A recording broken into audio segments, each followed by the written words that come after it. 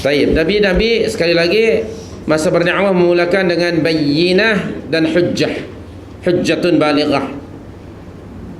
Demikian disampaikan oleh Nabi sallallahu alaihi wasallam. Kemudian ketika Nabi sallallahu alaihi wasallam menyampaikan bayyinah dan hujjah-hujjah tersebut, umatnya kaum Quraisy ketika itu merespon da'watul Rasul dengan juhud dan ingkar. Jim ha waw dal, juhud maknanya ingkar. Mereka merespon dakwah Nabi dengan mengingkari dakwah itu. Bagaimana bentuk pengingkaran mereka? Melalui lisan mencemooh Rasul, menghina Nabi, memperlekeh Nabi, menuduh Nabi dengan tuduhan-tuduhan palsu. Dituduh Nabi sebagai seorang syairun kadzab, sahirun kadzab, majnun dan sebagainya. Mereka merespon dakwah Nabi tidak hanya dengan mulut, tapi dengan tangan mereka, dengan kaki mereka, dengan kasar sekali. Tapi Allah Subhanahu wa taala menyuruh kepada Nabi sallallahu alaihi wasallam supaya membalas kejahatan mereka dengan kebaikan.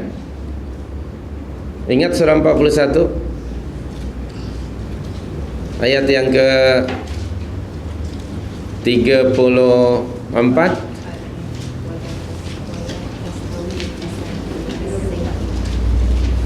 Wala tastawil hasanatu walas sayyi'ah idfa' billati hi ahsan. Itu perintah Allah kepada Nabi sallallahu alaihi wasallam semasa berdakwah di Makkah Al-Mukarramah ketika umatnya, bangsa atau kaum Quraisy menghina Nabi, mencerca Nabi, mentorture Nabi physically.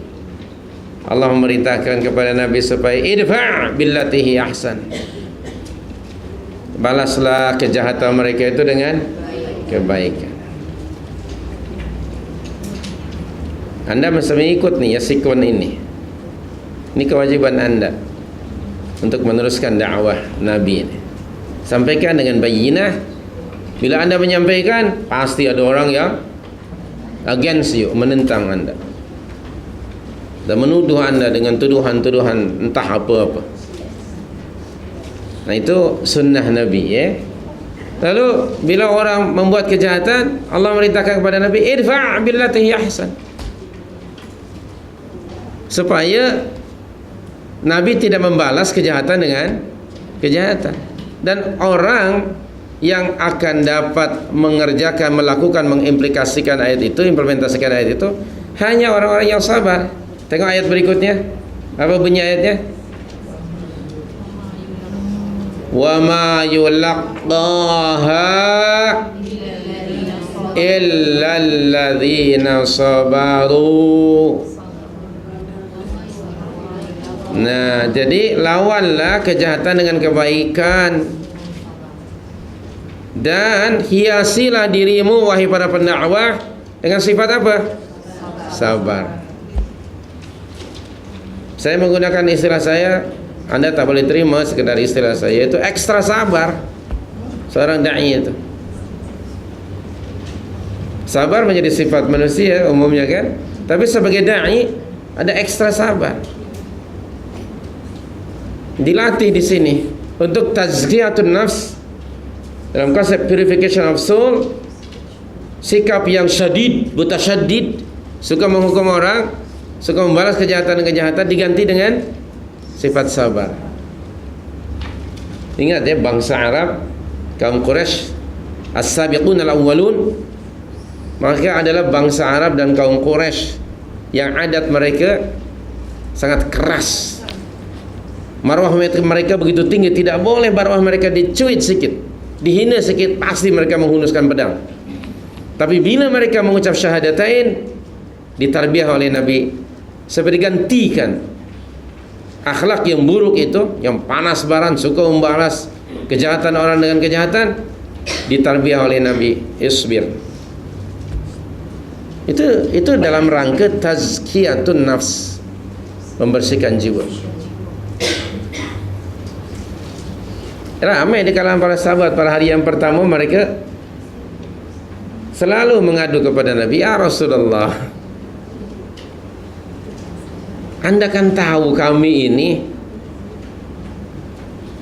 ahli peperangan. Kan budaya orang Arab ketika itu, mereka fanatik pada kabilah masing-masing kan. Bila ada masalah sedikit saja, apa saja masalah, mesti berlaku pertumpahan darah.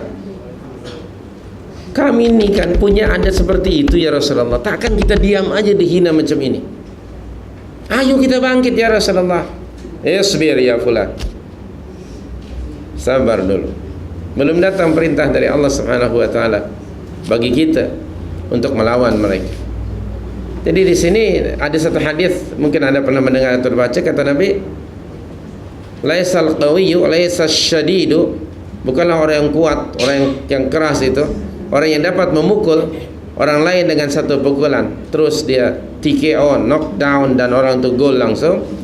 Tetapi kata Nabi ialah orang yang mampu mengawal kemarahannya itu. Orang yang biasa panas baran lalu dididik untuk itu, subhanallah, bukan mudah. Tapi bila ia berjaya, ia akan mampu mengendalikan musuh-musuh yang lain. Karena musuh yang pertama dan utama di antara musuh kita adalah our own lust or vain desire. If you can control it, then yang luar mudah. Subhanallah ya kan. Jadi musuh yang tidak nampak dahulu, musuh dalaman itu, yang ada di dalam jiwa kita, ada elemen disebut fujur. Wa nafsi wa ma sawaha fa'alhamaha fujuraha wa taqwaha. Yang fujur itu, elemen yang jahat, yang kotor itu dikawal, dipurify dengan akhlak yang mulia, yaitu sabar. Wa ma yulaqaha illa alladzina sabaru.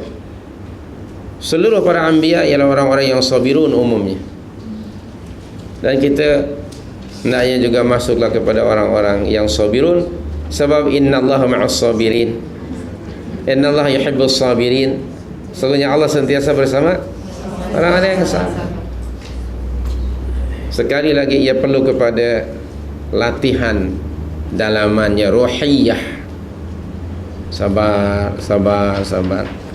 Begitulah selanjutnya.